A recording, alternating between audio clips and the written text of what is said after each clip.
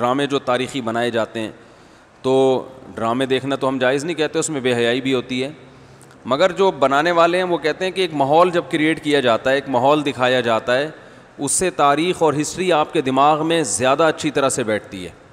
تو Tayyip Erdogan نے drama بنایا نا، ارطغرل، بڑا مشہور ڈرامہ چل رہا ہے، بہت دنیا دیکھ رہی ہے، تو میں ڈراموں کو جائز نہیں کہتا، لیکن جو لوگ فلمیں دیکھ رہے ہیں پہلے سے بے حیائی کے کاموں میں پڑے ہوئے ہیں اور غلط چیزیں دیکھ رہے ہیں، تو ہم ان کو کم از کم یہ مشورہ دیتے ہیں کہ یار انڈین فلمیں دیکھنے سے بہتر ہے، یا جو آج کل وہ ڈرامے جو ہمارے فیملی سسٹم کو تباہ و برباد کر رہے ہیں، جب تم نے دیکھنا ہی ہے تو کم از کم ایک کم درجے پر آ جاؤ نا، اس کو دیکھ لو، تو اس سے تو پھر بھی بہتر ہے کہ کم از کم تمہیں ہسٹری تو پتہ چلے گی، کم از کم تمہیں یہ تو پتہ چلے گا مسلمانوں کی تاریخ کیا تھی۔ اور ایسے صرف دعاؤں سے کام نہیں بنا، انہوں نے بڑی بڑی قربانیاں دی ہیں۔ سلطان محمد فاتح نے بہت بڑی قربانی دے کے قسطنطینیہ فتح کیا تھا، دنیا کی سب سے بڑی توپ بنائی تھی اس نے، اور آج ہماری صرف باتیں توپ ہیں، باتیں ایسی کریں گے جیسے بہت بڑی توپ ہیں ہم، کوئی عمل ہمارے کیا ہیں؟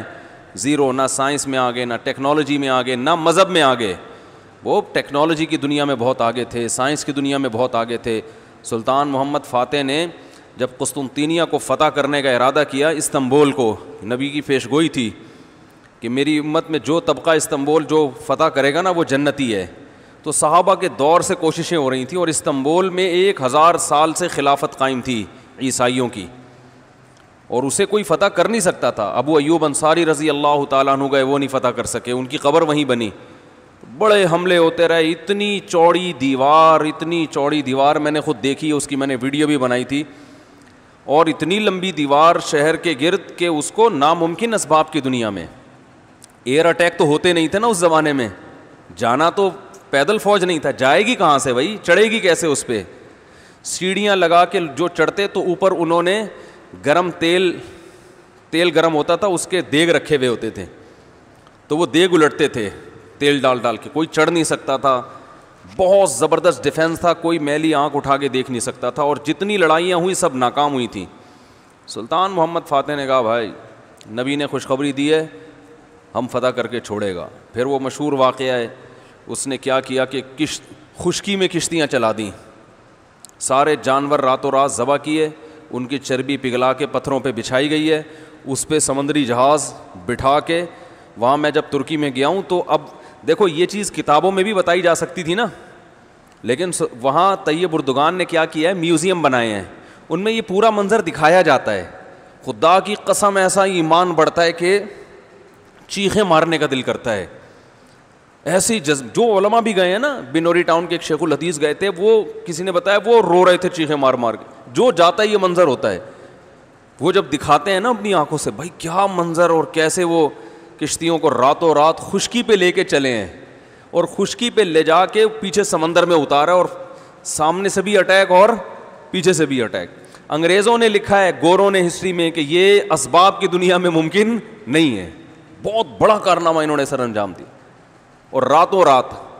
تو یہ ہماری تاریخ تھی جس کی وجہ سے ہمیں عروج ملا تھا، آج ہم صرف پیڑے کھا رہے ہیں، باتیں ٹھوک رہے ہیں بیٹھ کے، صحیح ہے نا؟ بزرگوں پہ طنز، علماء پہ اعتراضات، ایک دوسرے پہ کیچڑ اچھالنا، فرقہ پرستی، ان چیزوں میں ٹائم ضائع ہو رہا ہے، اور کوئی موٹیویٹ کرنے والا نہیں ہے، کوئی تعمیری کام کرنے والے لوگ بہت تھوڑے رہ گئے ہیں، اور ٹیکنالوجی کی طرف تو توجہ ہی نہیں ہے۔ یونیورسٹی میں جو لڑکا مذہب پہ چلتا ہے، سب کی بات نہیں کر رہا، ایجوکیشن میں سب سے پیچھے وہی ہوتا ہے، عام طور پہ اسی کی شکایتیں آ رہی ہوتی ہیں، یہ چونکہ نمازی ہے لہذا نمبر سب سے کم اس کے آتے ہیں۔ نمازی کے نمبر تو زیادہ آنے چاہیے بھائی،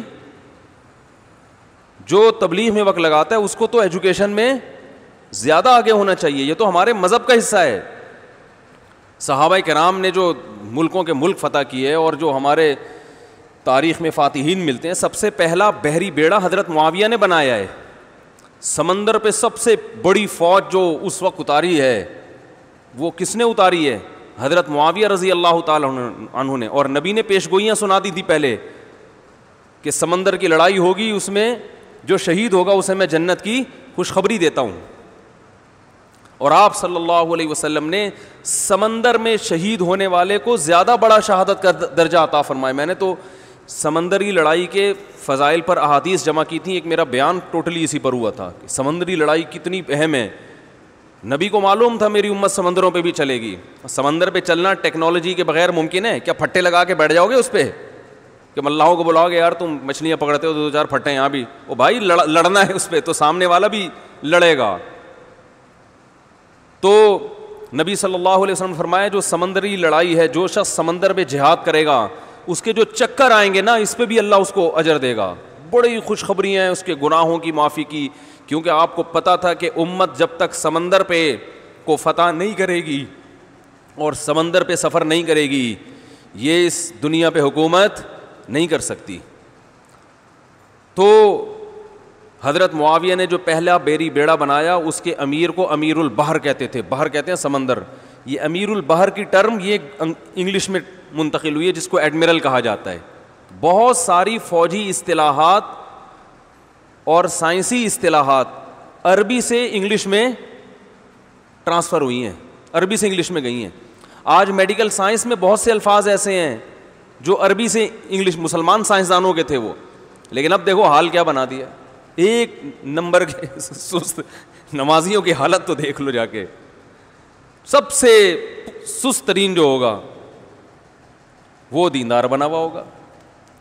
سب کی بات نہیں کر رہا, ڈاکٹروں میں ہم نے بڑے اچھے دیندار دیکھے ہیں, سائنسدانوں میں, ایٹمی سائنسدانوں میں تو دیندار زیادہ ہیں الحمدللہ, لیکن میجورٹی کی بات کر رہا ہوں کہ پتہ نہیں ہمارے ذہن میں یہ کچھ ایسا کسی نے, شیطان نے بات ڈال دی ہے کہ ہم نے صرف جو ہے ایک طرف کو فوکس کیا ہوا ہے, دوسری طرف کو ہم نے بالکل نظر انداز کر دیا ہے. تو بھائی جس طرح سے دین کی تعلیم انتہائی ضروری ہے, اس کی کوئی اس کی اہمیت کی کمی کا انکار نہیں کر سکتا. انگریز جو تباہ ہو گئے نا, فیملی سسٹم تباہ ہو گیا, زنا معاشرے میں پھیل گیا, والدین اولڈ ہوم میں, وہ وجہ کیا؟ مذہب نہیں ہے نا, مذہبی تعلیم نہیں ہے. لیکن ہم جو معاشی لحاظ سے تباہ ہو گئے اور ترقی میں پیچھے رہ گئے, وجہ کیا ہے؟ مادے پہ محنت نہیں کی ہے. تو دونوں محنتیں ضروری ہیں. داؤد علیہ السلام کو روحانی ترقی بھی ملی اور اللہ نے آپ کے ہاتھ میں لوہا بھی پگھلایا.